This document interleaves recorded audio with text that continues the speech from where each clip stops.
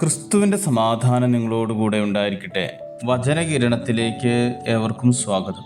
മഹാനായ അലക്സാണ്ടർ ചക്രവർത്തിയുടെ കൊട്ടാര ഗായകനായിരുന്ന താൻസൻ വളരെ മനോഹരമായ ഗാനങ്ങൾ ആലപിച്ചിരുന്നു. ഒരിക്കൽ ചക്രവർത്തി അതുല്യമായ പാരിതോഷികങ്ങൾ താൻസൻ നൽകിക്കൊണ്ട് പറഞ്ഞു, അല്ലയോ ഗായക, താങ്കളുടെ ഗാനങ്ങൾ എത്രയോ മനോഹരമായിരിക്കുന്നു.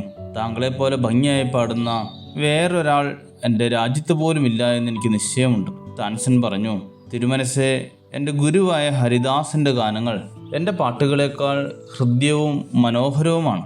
ചക്രവർത്തിയുടെ നിർദ്ദേശപ്രകാരം താൻസന്റെ ഗുരുവായ ഹരിദാസിനെ കൊട്ടാരത്തിൽ കൊണ്ടുവന്നു. ഹരിദാസന്റെ ഗാനങ്ങൾ കേട്ടപ്പോൾ രാജാവിനത് വളരെ ഇഷ്ടമാവുകയും താൻസന്റെ ഗാനത്തേക്കാൾ ഹൃദ്യമാണ് എന്ന് മനസ്സിലാക്കുകയും ചെയ്തു. താൻസനോട് ചോദിച്ചു, താൻസൻ, താങ്കൾക്ക് എന്താണ് ഹരിദാസിനെ പോലെ പാടുവാൻ കഴിയാത്തത്?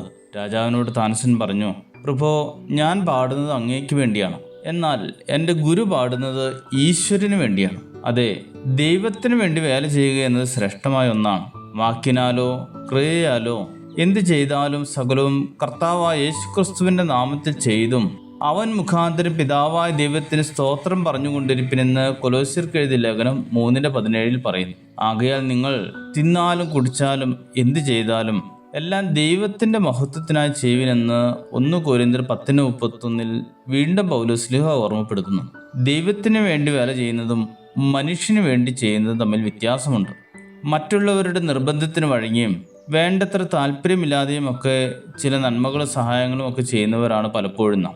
എന്നാൽ ദൈവമഹത്വത്തിന് വേണ്ടി ഇഷ്ടത്തോടെ ഓരോന്ന് ചെയ്യുമ്പോൾ അതിൽ സ്നേഹവും കരുണയും ഒക്കെ നിഴലിച്ചു നിൽക്കും. 100 രൂപയുടെ സഹായം ചെയ്ത് അത് 500 രൂപയ്ക്ക് പരസ്യം ചെയ്താൽ എവിടെയാണ് സ്നേഹവും കരുണയും ഉണ്ടാവുക?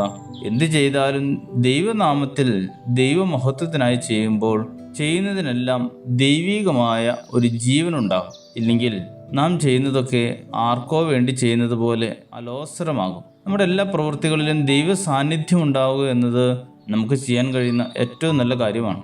ദൈവമഹത്വത്തിനാലല്ലാതെ ദൈവ സാന്നിധ്യമില്ലാതെ ചെയ്യുന്നതൊന്നും അനുഗ്രഹത്തിന് കാരണമാകില്ല. ദൈവനാമത്തിൽ ചെയ്യുന്ന കാര്യങ്ങൾ ദൈവത്തിൻ്റെ വിരൽ കൊണ്ട് ചെയ്യുന്നത് പോലെ മനോഹരമാകും. ദൈവമഹത്വത്തിൻ്റെ വാക്കുകൾ ക്രിസ്തുവിൻ്റെ വാക്കുകൾ പോലെ ജീവനുള്ളതാകും. ഇല്ലെങ്കിൽ ചെയ്തികളിലും വാക്കുകളിലുമൊക്കെ വലിയൊരു വ്യത്യാസം എപ്പോഴും നിഴലിച്ചു നിൽക്കും. നമ്മുടെ പ്രവൃത്തികൾ ദൈവത്തിൻ്റെതിൽ നിന്ന് വ്യത്യാസമില്ലാതാകട്ടെ. ശുഭദിനം നേരുന്നു. ദൈവം അനുഗ്രഹിക്കട്ടെ. സ്നേഹത്തിലൂടെയെല്ലാം കാണുവാൻ, സ്നേഹത്തിൽ തന്നെയെല്ലാം ചെയ്യുവാൻ, സ്നേഹത്തിലൂടെയെല്ലാം കാണുവാൻ, സ്നേഹത്തിൽ തന്നെയെല്ലാം ചെയ്യുവാൻ എന്നിൽ നിൻ സ്വഭാവം പകരണമേ. ദിവ്യ തേജസാലിനെ നിറയ്ക്കണമേ. എന്നിൽ നിൻ സ്വഭാവം പകരണമേ. ദിവ്യ തേജസാലിനെ നിറയ്ക്കണമേ. എല്ലാം അങ്ങേ മഹത്വത്തിനായി, എല്ലാം അങ്ങേ പുകഴ്ചയ്ക്കുമായി തീർന്നിടണമേ പ്രിയനേ.